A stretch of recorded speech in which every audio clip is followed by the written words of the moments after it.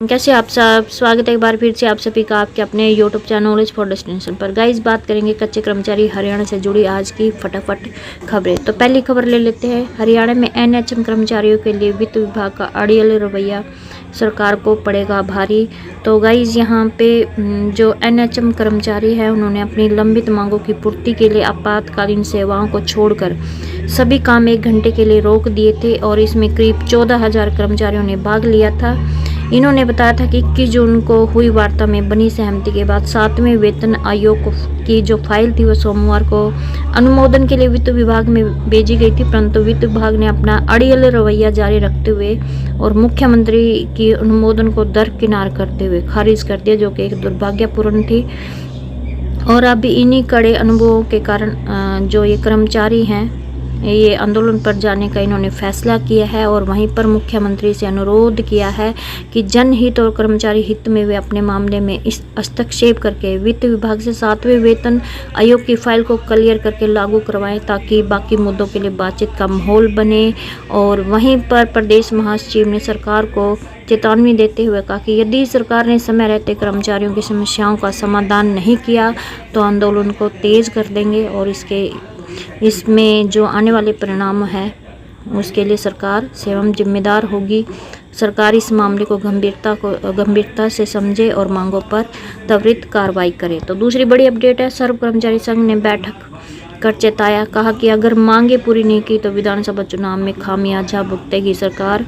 तो गाइज आप सब ने देख भी लिया होगा, लोकसभा चुनाव में भी सरकार ने खामियाजा भुगता है। जहां पर 10 सीट थी वहां पर केवल 5 सीट पर ही जीत हुई है। तो अब सर्व कर्मचारी संघ ने बैठक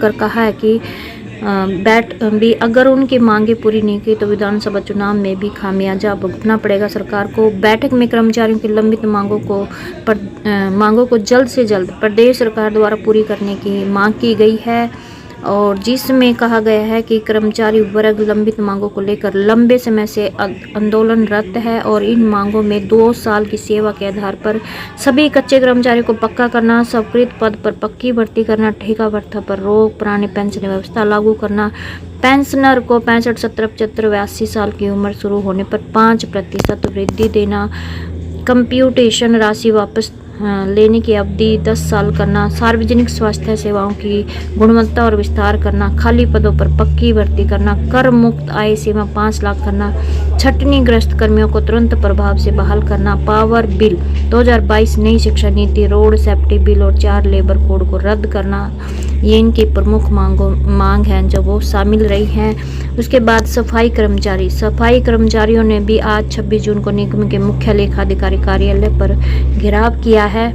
इनकी जो प्रमुख मांगे थी वो थी समान काम समान वेतन के एरियर के भुगतान करने, गेहूं का एडवांस देने, पेरोल कर्मचारियों को 2019 की एलटीसी देने व अन्य लंबित मांगों को लेकर निगम कार्यालय में दूसरे दिन भी इनका जो धरना प्रदर्शन है वो जारी रहा। और जो इसके साथ ही नियमित सफाई कर्मचारियों के मेडिकल बिलों का भुगतान करने बारे भी इनकी मांग थी। पेरोल कर्मचारियों को वर्ष 2019 की एलटीसी देने बारे ये इनके प्रमुख मांगे थी। और उसके बाद बड़ी अपडेट है कि एडिड शिक्षकों को भी समान वेतनमान दिए जाने की मुख्यमंत्री के समक्ष उठाई मांग। यहाँ पे एसएस बोर्ड के माध्यम से एडिड पोस्ट से आए शिक्षकों को भी सरकारी स्कूलों में मर्ज एडिड पोस्ट शिक्षकों की तर्ज पर वेतनमान दिए जाने को लेकर संबंधित शिक्षकों के प्रतिनिधि मंडल ने मुख्यमंत्री व शिक्षा मंत्री को पत्र लिखकर उक्त वेतनमान दिए जाने की मांग उठाई है। और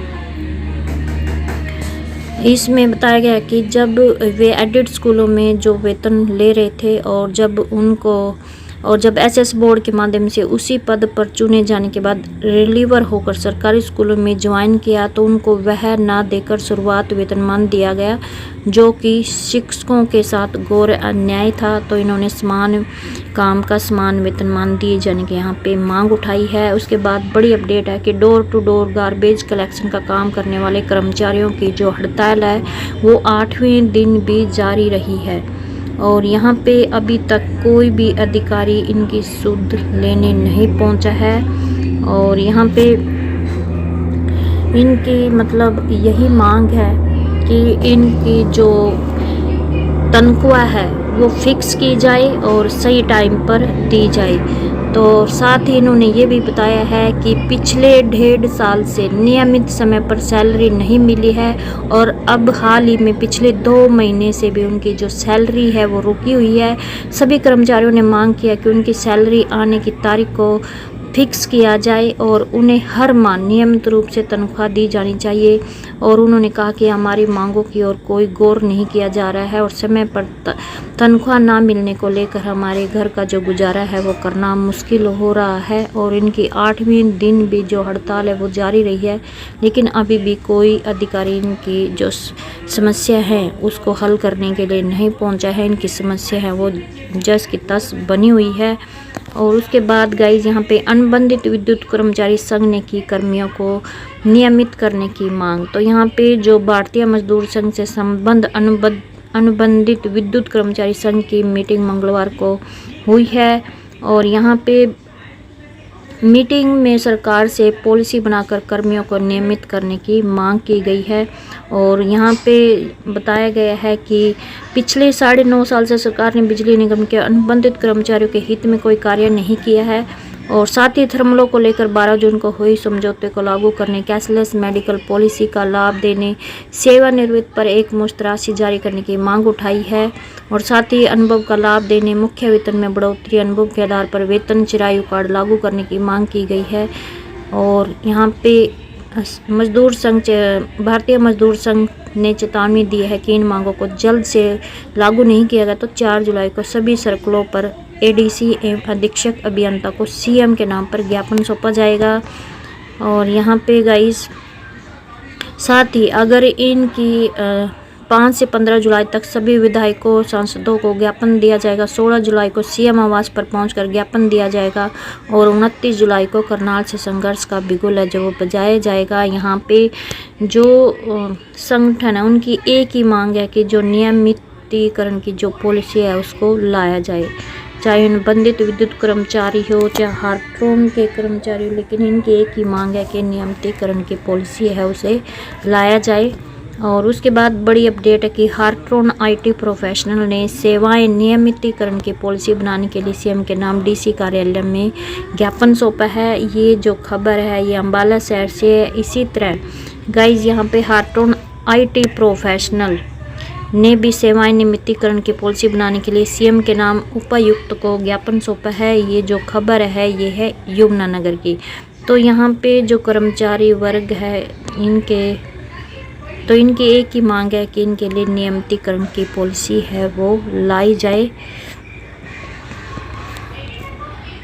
तो ये थी आज की अपडेट।